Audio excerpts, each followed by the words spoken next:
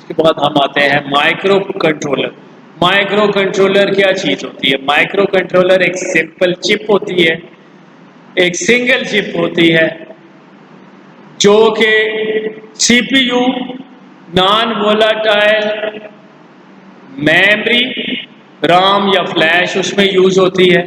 Volatile memory, RAM input या output के लिए यूज होती है।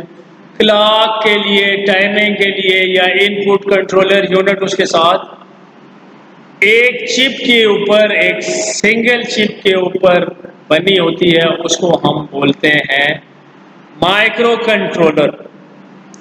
लाखों की तादाद में माइक्रो कंट्रोलर जो से है हर साल एक नंबर ऑफ प्रोडक्ट्स में यूटिलाइज किए जाते हैं, टॉयज में यूज होते हैं, ये खिलौनों में, ऑटोमोबाइल जो गाड़ियां हैं उनमें इस्तेमाल किए जाते हैं। 70 से ज़्यादा अगर गाड़ियों में यूज करें तो 70 से ज़्यादा माइक्रो कंट्रोलर उसमें भी यूज किए जाते हैं। ये डिफरेंट साइजेस और आर्किटेक्चर्स में होते हैं, इनकी बनावट मुख्तलिफ होती है, साइज मुख्तलिफ होते हैं और इनकी कास्ट भी जो सी है वो चंद रुपयों से लेके हज़ारों रुपयों तक मुश्तमिल होती है, ताकि जितना मुकाम हमने उनसे लेना होता है उसके मुताबिक उनकी प्राइस भी जो सी है वो बढ़ती जाती है। इसके बाद हम बात करते हैं memory devices. Memory devices, memory के बारे में हम जब फर्स्ट लेक्चर था उसमें भी आपके गोश गुजार किया था कि memory is physical location where we can store data. Memory एक ऐसी फिजिकल लोकेशन है जिसके ऊपर हम डाटा को स्टोर कर सकते हैं। अब हम मेमोरी को डिफरेंट पार्ट्स में डिवाइड करते हैं, जिसमें हमारी प्राइमरी मेमोरी या रैम या आरजी मेमोरी उसको हम कहते हैं, इसको हम वोलाटाइल भी कहते हैं कि ये वोल्टेज पे डिपेंडेंट करती है, उसको हम रैम कहते हैं। रैम से क्या बनता है? Random access memory.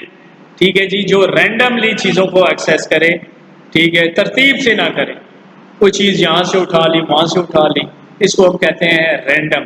सीक्वेंस में इनके एक लाइन में 1 है, 2 है, 3 है, 4 है, उसको हम एज अ सीक्वेंस कहेंगे, रैंडमली कहेंगे कि जिसमें कोई नंबरिंग नहीं होगी, जहाँ से जो जिसका दिल करेगा वो कर लेगा, इसको हम रैंडमली कहते हैं।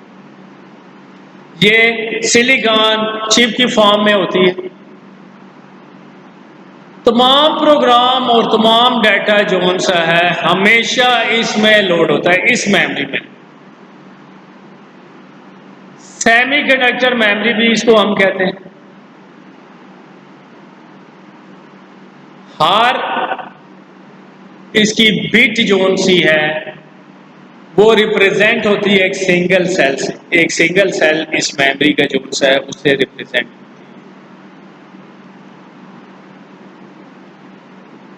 ये वोलाटाइल मेमोरी होती है और ये प्राइमरी स्टोरेज डिवाइस है।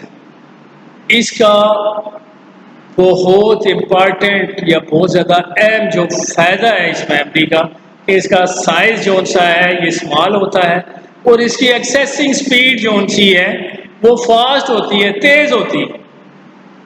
और इसका डिसएडवांटेज जो सा है, इसका नुकसान क्या है कि ये वोलाटाइल जो सा है ये वोल्टेज डिपेंडेंट मेमोरी है। अगर पावर सप्लाई ना आ जाए, लाइट चली जाए, कोई ऐसा काम हो जाए तो इसमें जो भी डाटा हमने सेव किया होता है वो ख़त्म हो जाता है, वो रिमूव। इसकी फर्दर आगे दो टाइप्स हैं, दो एग्जाम हैं रैम की। इसको हम एक को एस रैम, स्टैटिक रैम, और दूसरी को डी रैम या डायनेमिक रैम कहते हैं। एस रैम से बनता है जी स्टैटिक रैंडम एक्सेस मेमोरी। ये ऐसी रैम होती है कि जिसमें एक बार हमने डाटा उसको राइट किया तो वो जब तक उसको पावर सप्लाई मिलती रहेगी उसमें वो डाटा मौजूद रहेगा। ये डायनेमिक रैम से एक्सपेंसिव, ये डायनेमिक रैम से ज़्यादा कॉस्टली है, महंगी है, इसलिए ज़्यादा डायनेमिक रैम यूज की जाती है। डायनेमिक रैम क्या होती है? D RAM stand for dynamic random access memory. इस रैम से बनता है डायनेमिक रैंडम एक्सेस मेमोरी। ये ऐसी मेमोरी है कि जो थोड़ा सा रिकॉर्ड रखती है, फ्यू रिकॉर्ड, और ये बार बार इसको रिफ्रेश करने की जरूरत होती है। ये रिफ्रेश होती है और इसलिए रिफ्रेश होती है तो ये डायनेमिक रहती है, स्टैटिक नहीं रहती। बार बार इसको रिफ्रेश पल्सेस जरूरत होती है ताकि वो डाटा जो सा सेव रख सके। नेक्स्ट अगर हम बात करते हैं सेकेंडरी स्टोरेज डिवाइसेस की या सेकेंडरी मेमोरी की या परमानेंट मेमोरी की, तो उसमें आती है सबसे पहले राम आती है। Ram means read only memory.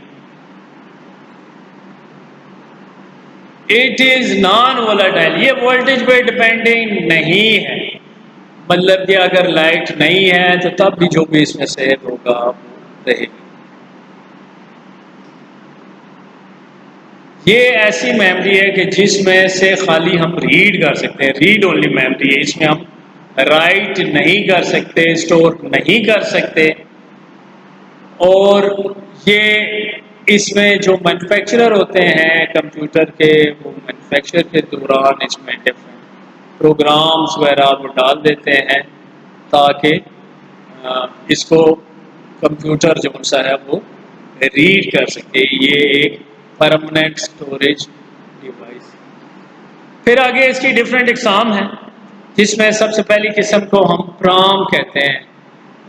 ऐसी राम रीड ओनली मेमोरी जिसको हम प्रोग्राम कर सकते। It can be program. एक बार हम इसको प्रोग्राम, जो इसके कंटेंट्स हैं, जो इसमें चीजें हैं, उसको हम प्रोग्राम कर सकें दोबारा, उसको हम क्या कहते हैं? Programmable read only memory. ऐसी राम जिसको हम दोबारा एक बार प्रोग्राम कर सकें, वो प्रॉम्प्ट लगता है। नेक्स्ट इसकी टाइप है EEPROM। एक बात प्रॉम में याद रखें कि इसमें प्रोग्राम कर सकते हैं, हम कोई चीज खत्म नहीं कर सकते। इसकी नेक्स्ट टाइप जो सी है वो EEPROM है। मीन्स के अरेजेबल प्रोग्रामेबल रीड ओनली मेमोरी। इसमें हम अरेज भी कह सकते हैं और रीड भी कर सकते हैं।